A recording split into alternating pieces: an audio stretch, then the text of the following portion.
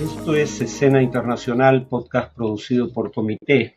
Hoy, 20 de febrero, voy a hablar de las elecciones en Alemania, pero específicamente de lo que viene ocurriendo en un sector de la izquierda alemana y por qué esto podría ser importante. Si ustedes piensan en posiciones políticas en los términos de, por ejemplo, el Barómetro de las Américas, que establece una escala de 0 a 10, donde 0 es izquierda radical y 10 es derecha radical. Ese tipo de mediciones de las preferencias políticas de los ciudadanos parece sugerir una suerte de progresión aritmética y por ende, digamos, uno podría pasar de 0 a 4, pero no de 0 a 10. Es decir, alguien de extrema izquierda podría, por ejemplo, en una hipotética segunda vuelta, votar por un candidato de centro izquierda, pero no por uno de extrema derecha o de derecha radical. Y lo que voy a sugerir ahora es que esa es una visión equivocada de las posiciones políticas de las fuerzas radicales, tanto de derecha como de izquierda. Ya tuvimos algunos ejemplos en el pasado. El Brexit, la salida del Reino Unido de la Unión Europea, comenzó como una propuesta de la derecha radical británica, del UKIP, el Partido por la Independencia del Reino Unido. Pero también hubo dentro de la campaña en favor del Brexit el llamado Lexit, Left Exit, es decir, la salida de la Unión Europea, pero propuesta por fuerzas de izquierda, que creen que la Unión Europea más bien contribuyó a fortalecer políticas económicas liberales a las que ellos se oponen. Lo mismo con la experiencia de los chalecos amarillos en Francia, movilizaciones variopintas que empezaron como movilizaciones en contra de un impuesto a los combustibles, un impuesto que pretendía ayudar a la transición energética en Francia para combatir el cambio climático, y que terminó pidiendo la renuncia del presidente Macron. Y en esas movilizaciones, al igual que en el Brexit, derechas e izquierdas radicales participaron de la campaña en favor del Brexit, con perspectivas distintas, pero con un mismo objetivo. En la movilización de los chalecos amarillos convocó a Francia Insumisa, parte de la cual podría considerarse una izquierda radical, y al Reagrupamiento Nacional, el partido de Marine Le Pen, que la mayoría de autores califica como un partido de derecha radical. Y ya en el caso alemán, cuando uno ve encuestas de marzo de 2024, en esa fecha la encuesta revelaba que un 43% de los votantes de Alternativa para Alemania, la fuerza de derecha radical con, digamos, simpatías en algunos de sus dirigentes por el pasado fascista de Alemania, lo vimos en un podcast anterior, 43% de los votantes de la derecha radical alemana considerarían votar por la alianza Sarah-Wagenknecht, pero pronunciarlo bien, no sé alemán. Y claro, ¿cuál es la paradoja aquí? Sarah Wagenknecht viene del partido De Linke, del partido La Izquierda. Sale de Linke, forma su propia coalición, y curiosamente puede haber un trasvase de votos, aunque parece que no está ocurriendo, pero digamos, parte de los votantes de Alternativa para Alemania consideraría votar por la candidata de izquierda. ¿Cuáles son sus coincidencias? Bueno, primero, poner fin a la guerra en Ucrania. La izquierda siempre fue crítica de la OTAN y la derecha radical en menor medida, pero también. Y la OTAN es la que ha permitido que esta guerra continúe porque Ucrania probablemente habría sido derrotada temprano en este proceso de no haber mediado la ayuda de la OTAN. Entonces, paradójicamente, fuerzas a diestra y siniestra, pero fuerzas radicales, estaban en contra del apoyo de la OTAN a Ucrania y por ende están a favor ahora del fin de la guerra. Eh, Segundo, son partidos anti-establishment, de orientaciones distintas, pero tienen el discurso populista del pueblo que se enfrenta a una élite política y económica que gobierna en beneficio propio. Ese discurso populista anti-establishment lo tienen fuerzas de derecha y de izquierda radical. Sarah Wagenknecht en su plataforma dice que la izquierda tradicional ha enfatizado los temas de etnicidad, género y orientación sexual a expensas de la agenda redistributiva que beneficia a los trabajadores, la base social tradicional de la izquierda. Y Sarah Wagenknecht dice, por ejemplo, que hay una izquierda liberal que se enfoca, y esto es cita textual, en minorías cada vez más pequeñas y bizarras. Habría que decir que aquí hay precedentes dentro de la izquierda marxista. Hasta donde yo recuerdo, la primera mujer en ocupar un cargo ministerial en el siglo XX fue Alexandra Kollontai en la Rusia soviética o en la Unión Soviética. Kollontai tenía una agenda feminista y ella misma escribe en alguna ocasión que, aunque lo veían desde el lado, digamos, de la participación de la mujer en el mercado laboral, era una agenda que en materia de igualdad formal de derechos, cuando menos, los líderes bolcheviques compartían con ella. Cuando Kollontai le plantea el tema de los derechos de las minorías sexuales a Lenin, ahí sí Lenin pone un límite a la agenda que quería llevar a cabo Kollontai. Y claro, después en la Unión Soviética surgirían estas benditas terapias de conversión, que en realidad eran procesos de tortura prolongada para que personas con una determinada orientación sexual, homosexuales generalmente, se volvieran heterosexuales, ¿no? Entonces hay precedentes a este tipo de conductas dentro de la izquierda. El tema del cambio climático. Las posiciones más inteligentes críticas ya no niegan ni que el cambio climático exista, ni que sea producido por la industria humana, pero sí niegan que para efectos de enfrentar el cambio climático haya que adoptar políticas que puedan afectar adversamente los intereses de sectores de la clase trabajadora. En el caso de Sarah Wagenknecht, porque ella dice la industria pesada es clave para la economía del oriente alemán, de la Alemania del Este, la antigua República Democrática Alemana, y no vamos a combatir el cambio climático a expensas de los puestos de trabajo de nuestra base social. La derecha radical, el matiz lo pone en el tema de que les preocupan impuestos o regulaciones que puedan afectar la competitividad de los granjeros europeos o los granjeros alemanes en este caso específico. Entonces, acá el tema no es que el cambio climático no exista o que no sea producto de la industria humana, que eran las críticas habituales a la tesis del cambio climático desde posiciones radicales, sino el costo para los trabajadores que pueden tener las políticas para combatir el cambio climático. Además, Wagner critica la idea de que las fuentes de energía renovables sean suficientes para sustituir a la energía que antes se generaba a través de combustibles fósiles, petróleo y gas fundamentalmente.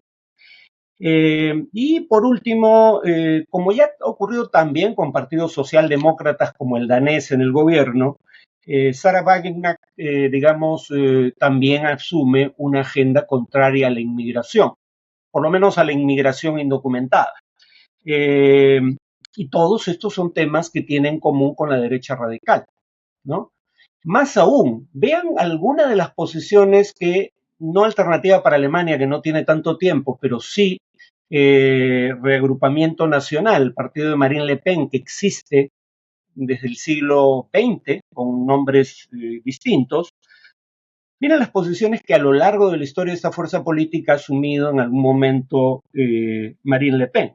Marine Le Pen dice, y me van a decir ustedes si algo de esto es distinguible de una posición de izquierda o incluso de izquierda radical. Eso lo pudo haber dicho, en otras palabras, Sarah Wagenknecht.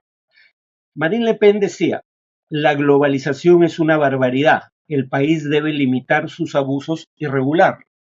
Decía a su vez en algún momento, claro, ha ido cambiando de posición con el paso del tiempo, pero ha llegado a decir Marine Le Pen todo lo que voy a citar, que la globalización es una barbaridad y que hay que limitar sus abusos.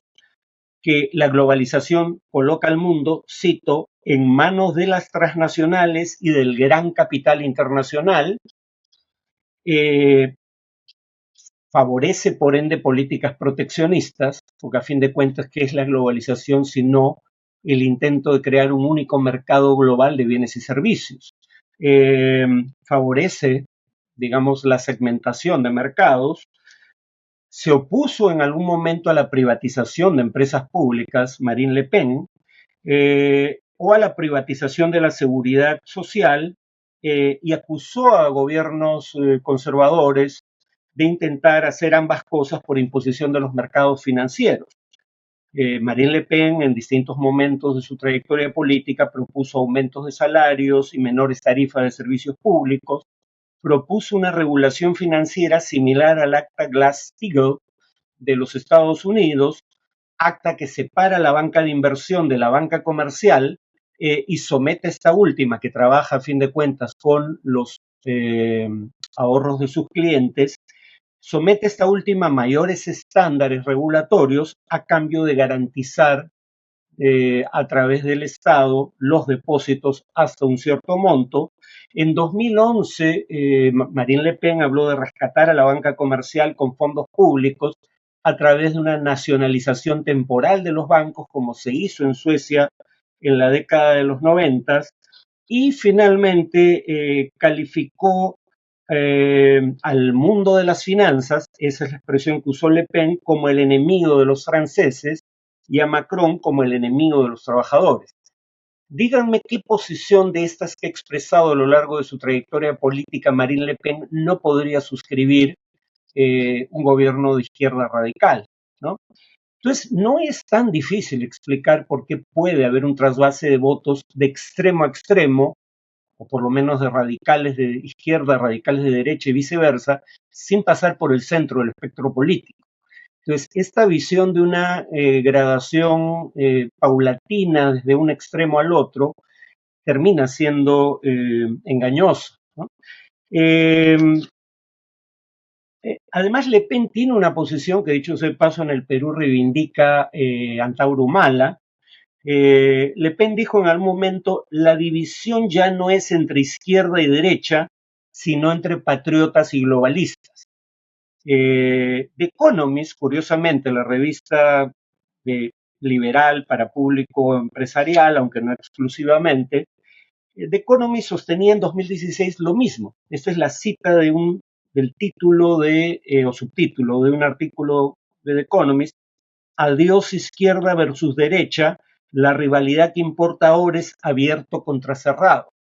Y entonces esto ayuda a explicar por qué fuerzas de una orientación política que en principio serían eh, diametralmente opuestas la una respecto a la otra, pueden en realidad compartir electores, o puede haber un trasvase de electores de una a la otra. Ahora, Sarah Wagenknecht creyó que teniendo la agenda redistributiva de la izquierda, pero atajando el avance de la derecha radical, asumiendo posiciones similares a las suyas en temas como la migración, estaba en terreno seguro. Mantenía la base de izquierda y ampliaba su base electoral a sectores que, no siendo altamente ideologizados, habían votado en el pasado por la derecha radical y que podría captar con su nuevo discurso esta nueva fuerza de izquierda, la de Sarah Wagenknecht. Repito, no sé si se pronuncia así, y lamento si lo estoy pronunciando mal. El problema es que le ha surgido competencia a esa agrupación desde la izquierda. Su viejo partido de Linke, la izquierda, está creciendo electoralmente. Entre enero y febrero su intención de voto ha crecido de 3 a 6%. El umbral mínimo necesario para entrar al Parlamento es 5% del voto nacional. De Linke habría crecido de 3 a 6 entre enero y febrero, mientras que de octubre del año 2024, cuando llegó a su pico, a febrero de 2025, el partido de Sarah Wagenknecht bajó de 10 a 5%. Y parece ser que la izquierda creció a expensas del partido de Wagenknecht. Entonces acá la paradoja es la siguiente, ella creyó que podía captar votos de la derecha radical sin perder sus votos de izquierda, y ahora parece que no está logrando ninguna de las dos cosas. De Linke tiene la misma agenda redistributiva que tiene Wagner. Por ejemplo, dice que no debe haber impuesto al valor agregado a los alimentos, reducción de impuestos indirectos, específicamente en el caso de los impuestos a los alimentos, y busca promover un impuesto a la riqueza. Eh, Cosas que puede hacer Wagner y que tal vez incluso podría hacer la derecha radical. Eh, pero además de Linke se ha dado cuenta que hay un espacio que las otras fuerzas políticas han dejado vacante en el espectro político, aunque no es tan grande, todo parece indicar, podría ser suficiente para que de Linke entre al Parlamento alemán en las elecciones del domingo. Y es el hecho de que si bien todas las fuerzas políticas tradicionales dicen que siguen comprometidos con la idea de un cordón sanitario que evite que la derecha radical, la alternativa para Alemania, llegue al gobierno, en la práctica han ido asumiendo elementos de la agenda de la derecha radical. Por ejemplo, en enero pasado, los socialcristianos pasaron con un escaso margen una medida no vinculante contra la inmigración gracias al apoyo en el Parlamento alemán de los congresistas de Alternativa para Alemania. Y de hecho, luego de ganar la votación, dirigentes de ambos partidos se fotografiaron juntos. Y cuando uno ve la agenda en materia migratoria de casi todos los partidos del establishment tradicional, todos han virado de posición para ser más duros con la inmigración, en particular la inmigración indocumentada. Entonces, digamos, ¿qué sentido tiene? Lo mismo pasó en Francia, ¿no? ¿Qué sentido tiene seguir hablando de cordón sanitario si asumes la agenda, en todo o en parte, de ese partido al que quieres excluir del gobierno? Ese es el espacio en donde pretende crecer la izquierda tradicional de Linke, porque hay sectores entre liberales y de izquierda que creen que el cordón sanitario se está derrumbando y que creen que hay que mantenerlo vigente. Por ejemplo, el 8 de febrero hubo varias marchas en Alemania contra Alternativa para Alemania. La de Múnich fue la más grande con 200.000 participantes según la policía, pero hubo marchas en varias ciudades alemanas contra la posibilidad de que ese partido ingrese al gobierno con consignas como el odio no es una opinión o racismo no con nosotros. Y el único partido que ha hecho de no transar con Alternativa para Alemania su leitmotiv es la izquierda, de Linke. No transa ni con el partido ni con su agenda y tiene como consigna ni un centímetro a los fascistas. No hay que, digamos, permitirles avanzar a expensas de el orden político de la posguerra. Y eso aumenta su votación y la paradoja aquí es la siguiente, el crecimiento de la izquierda se produce fundamentalmente a expensas de Sarah Wagner y aquí podrían ocurrir tres escenarios. Uno, que ninguno de los dos pase la valla del 5%. Dos, que uno de los partidos la pase y el otro no.